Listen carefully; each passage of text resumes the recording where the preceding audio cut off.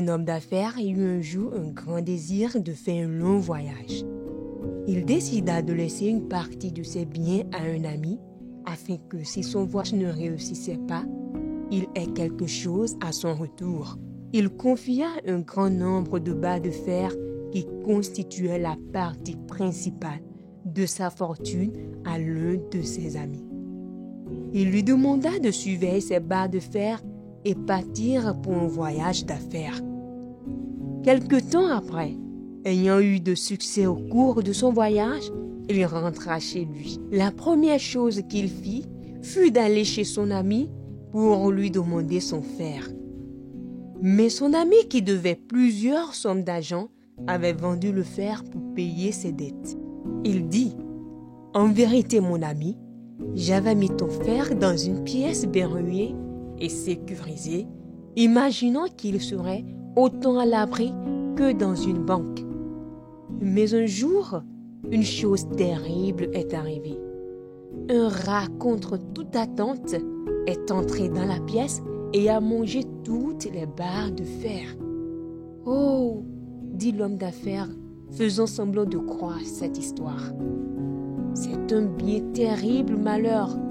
J'ai toujours su que les rats aimaient manger les barres de fer et ils m'ont causé énormément de problèmes dans le passé. » Il poursuivit. « À cause de mon expérience passée avec les rats, je comprends tout à fait ce qui est arrivé et comment le rat mangea toutes mes barres de fer. » En entendant cette réponse, il fut très content d'avoir convaincu si facilement l'homme d'affaires par son histoire de rat mangeant le fer. Il décida alors de l'inviter à un dîner le lendemain pour le consoler de la perte de son fer. L'homme d'affaires promit de venir. Cependant, sur le chemin du retour ce jour-là, il rencontra l'un des enfants de son ami. Il le conduisit chez lui et l'enferma dans une pièce. Le lendemain, il se rendit chez son ami pour le dîner. La maison était en désordre et tout le monde semblait paniqué. Il demanda : « Que se passe-t-il ? Qu'y a-t-il ?»« Oh, mon cher ami, répondit l'autre, je te prie de m'excuser si tu ne me vois pas aussi joyeux que d'habitude. J'ai perdu un de mes enfants. Je l'ai cherché dans toute la ville, mais je ne l'ai pas trouvé. »« Oh !» répondit l'homme d'affaires. « Je suis très triste d'apprendre cette tragédie. En effet, hier soir, alors que je partais de chez vous, je vis une petite poule s'envoler en tenant un enfant dans ses bras. Je ne sais pas si c'était votre enfant. »« Quoi ?» s'écria l'ami. « N'as-tu pas honte de raconter un tel mensonge ?